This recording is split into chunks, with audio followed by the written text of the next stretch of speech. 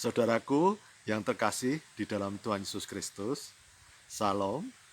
Pada kesempatan ini, perkenankanlah saya hendak memberikan kesaksian ringkas tentang bagaimana saya berusaha untuk dapat berdamai dengan berbagai kegagalan hidup saya di masa lalu.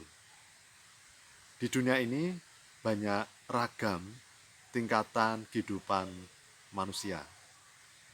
Ada yang sangat sukses berhasil, ada yang berhasil, ada yang cukup berhasil, ada yang sedang-sedang saja, ada yang kurang berhasil, dan tidak berhasil.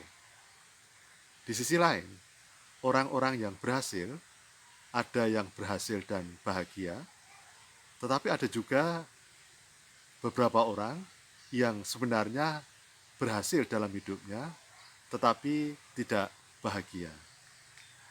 Pada kesempatan ini saya hendak fokus kepada kegagalan di masa lalu yang membuat tidak bahagia. Karena saya pernah mengalaminya. Di dalam kehidupan ini, ketidakberhasilan seseorang bisa karena perencanaan yang sudah baik, tetapi dalam pelaksanaannya tidak sesuai dengan perencanaan. Bisa juga perencanaannya memang tidak baik, sehingga dalam pelaksanaannya pun tidak menghasilkan keberhasilan. Tetapi ada juga orang yang tanpa perencanaan kehidupan, asal hidup saja. Atau malah memang tidak tahu bahwa hidup itu mau kemana dan harus bagaimana. Yang penting asal hidup. Baru kemudian setelah beberapa lama, seseorang yang tidak berhasil kadang-kadang baru menyadari ketidakberhasilannya dan membuat hidupnya tidak bahagia. Lalu bagaimana kalau sudah terlanjur hidup tidak berhasil dan tidak bahagia?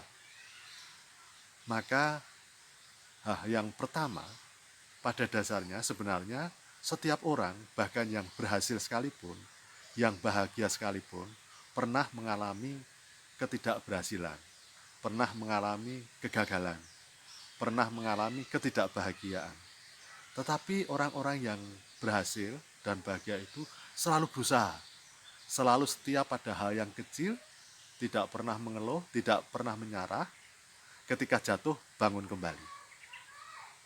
Dan di sisi lain, ketika kita memang hidup sudah gagal, tetapi hidup ini tidak bisa kembali, mundur kembali, tidak bisa menoleh ke belakang, harus ke depan. Maka kita harus bisa mencoba hidup di dalam ketidakberhasilan ini, hidup di dalam kegagalan.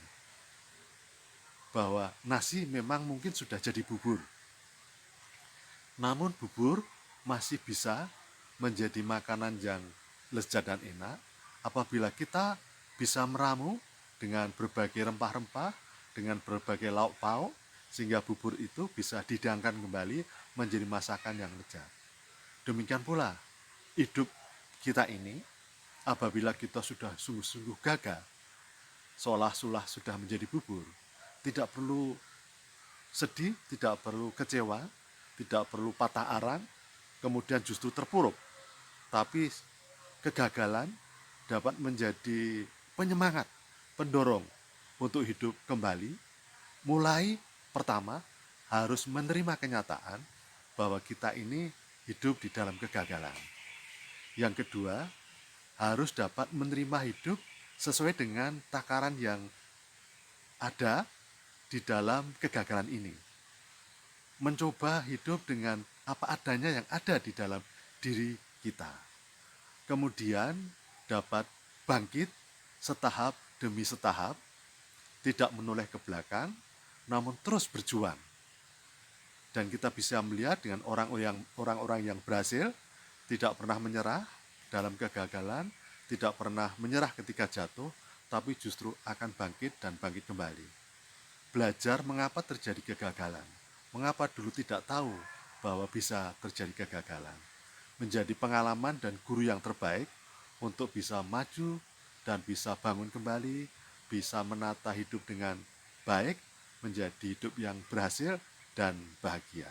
Tetapi jangan lupa, andalkan Tuhan dengan selalu berdoa dan selalu hidup taat dan setia kepada Tuhan. Berjalanlah dengan doa, berjalanlah hidup dengan semata-mata taat dan setia kepada Tuhan, dan hanya mengarah kepada Tuhan demi kemuliaan nama Tuhan. Percayalah bahwa Tuhan Yesus Kristus tidak pernah meninggalkan kita. Tuhan memberkati.